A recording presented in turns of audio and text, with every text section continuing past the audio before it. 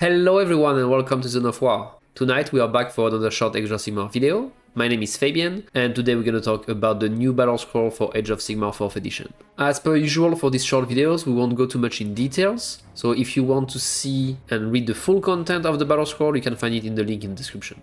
Without further ado, let's get started. For this first Battlescroll, Games Workshop was nice enough to give us a changelog with the main changes that we're gonna have, and they are split in 5 parts, so we're gonna just follow the same logic. And the first one is the changes to the core rules and the General's Handbook. First, we have some changes on manifestations, starting with the fact that if a manifestation is removed from play, you cannot summon it in the same turn, meaning that if you banish it, your opponent can't just summon it back with magical intervention, or you can't just use the shackle, banish the shackles and put them back. Then there's a change on banish manifestations, where you get a bonus of +1 to your banishment roll for each other manifestation from your opponent that's on the table.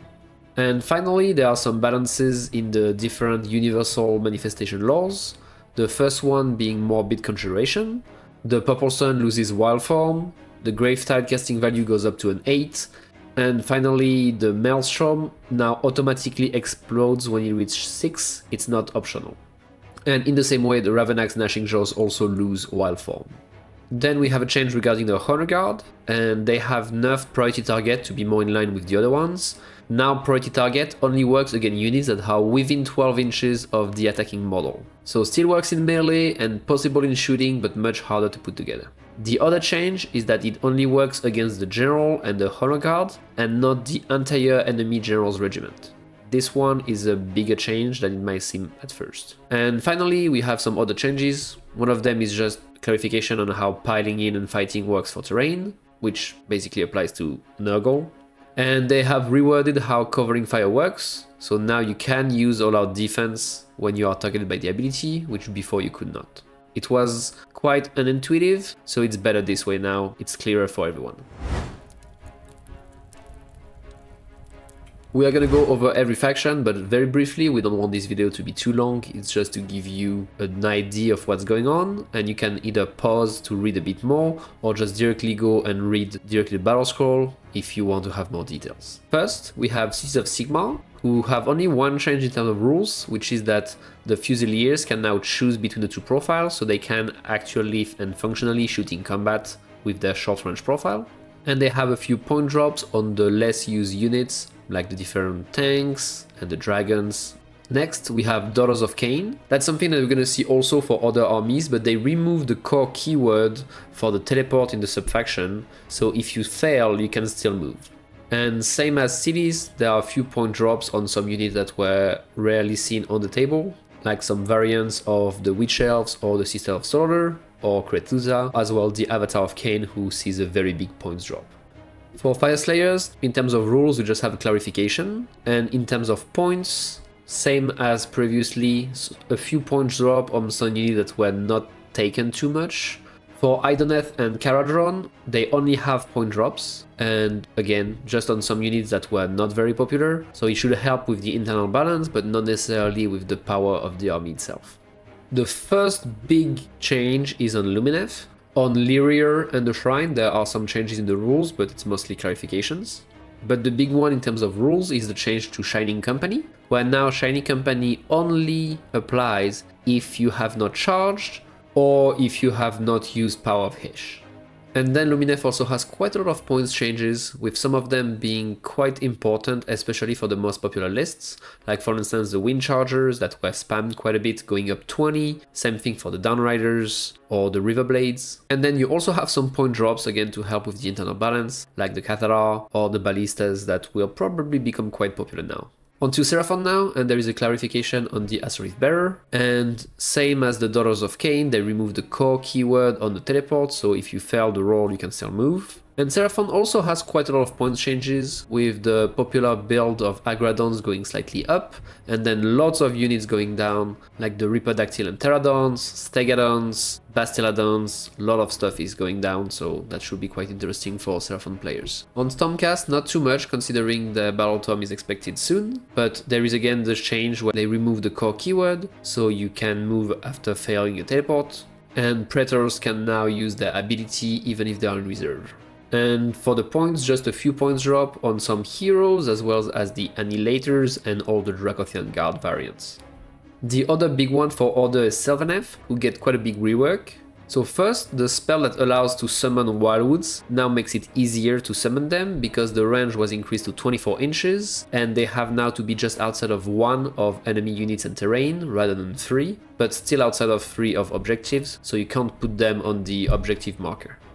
The other change applies to the Wildwoods directly. First, they gain a ward of 5 up, making them a lot tankier, and also, for each extra piece, in addition to gaining 2 extra wounds, it also increased the range of abilities that require to be wholly within 6 of a Wildwood. So your teleport, heals, and some WarScroll abilities on some units like the Branch Witch or the Warsong, all of these get easier and has a bigger range, the bigger your Wildwood is. And another big change is regarding the Vengeful Skull route, which now works as a Wildwood for the purpose of the battle traits, so teleporting and healing. So between these 3 changes, that's a lot of quality of life improvement for Sylvaneth, and it should make it feel better and easier to use the battle traits.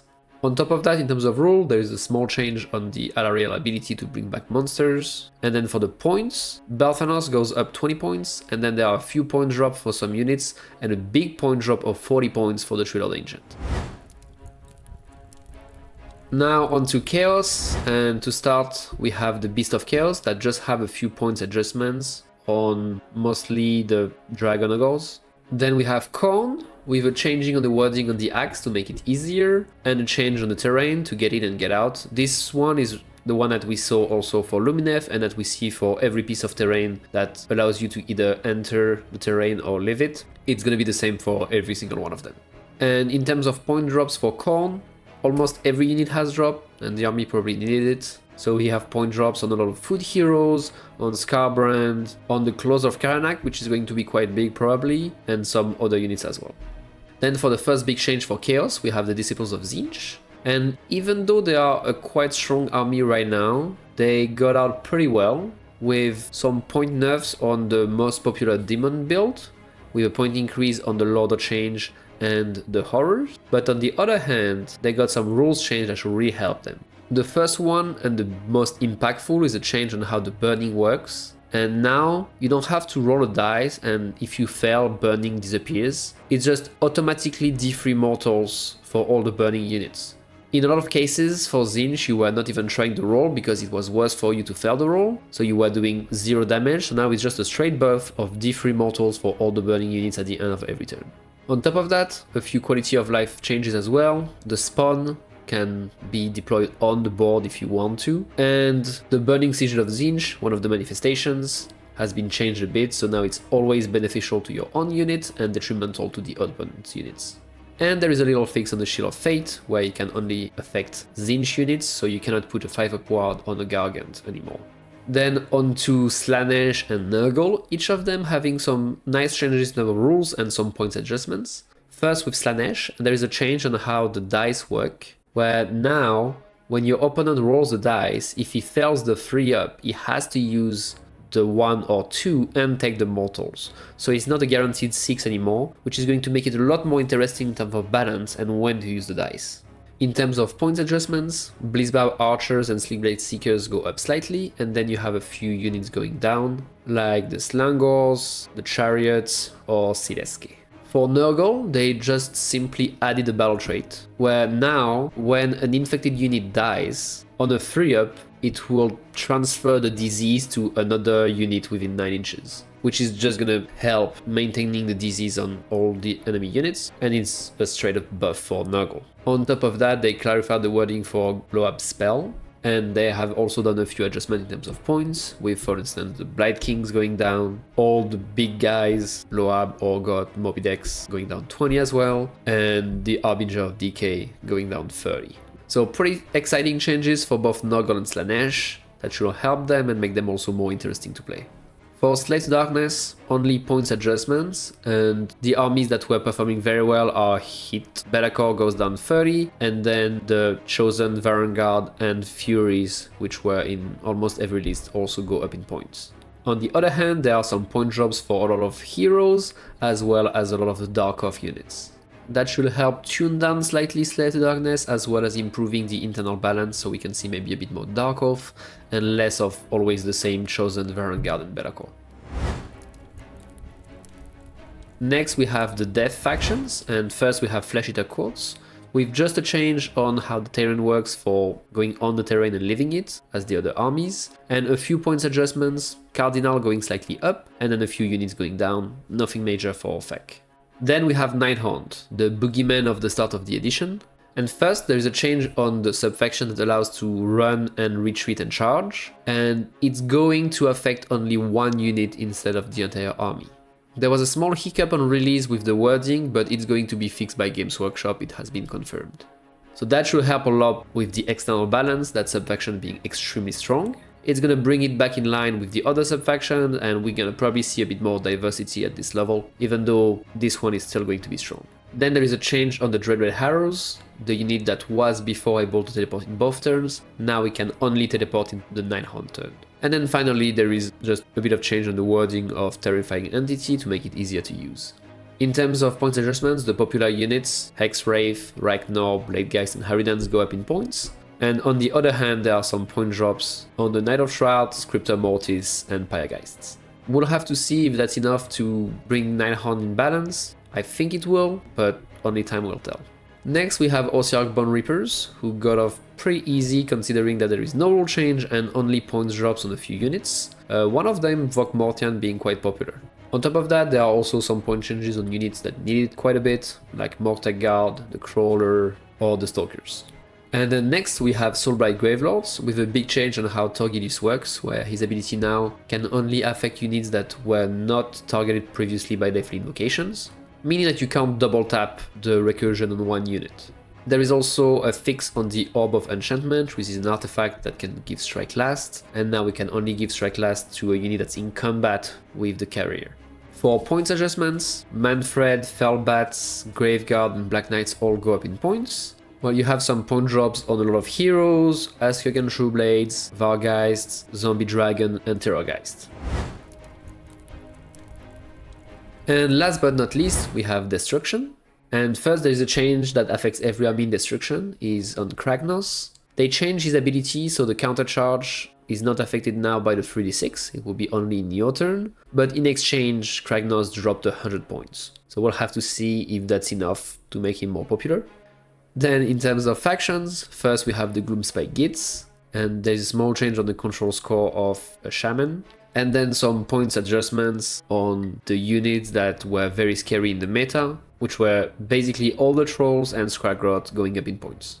Squigs dodged the nerf bat, and then all the spiders also get some love with some points reductions. And for Crewboys, there are just a few points drops, with the classic Gobsrak and Gnashtooth going down, as well as the Swamboss Cumdrake and the Slogoth. The big change for Destruction is actually Iron Jaws, and they get a big change on their core and main ability, which is the War.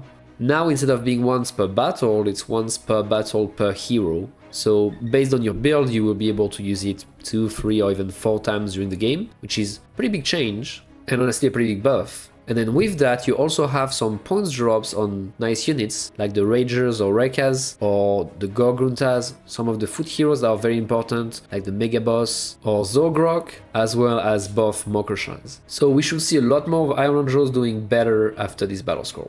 Next, for an army that is doing very well right now, we have the Ogres. Again, the change in terrain to go in and out. And in terms of points, as expected, the Gluttons go up in points quite a bit, as well as the Butcher and the Slaughtermaster. And then there are some point drops on Man-Eaters, a lot of the Beast Riders, and surprisingly 40 points on the Frostlord and Stonehound, so be ready to see quite a bit of this big boy, who is a lot less tanky than he used to be, but still does a lot of damage. And that's it for this first Battlescroll. We saw some changes on the big boogeymen of the meta right now, like Nighthaunt or Lumineth, and some buffs on the armies that were really struggling, like Sylvaneth or Ironjaws.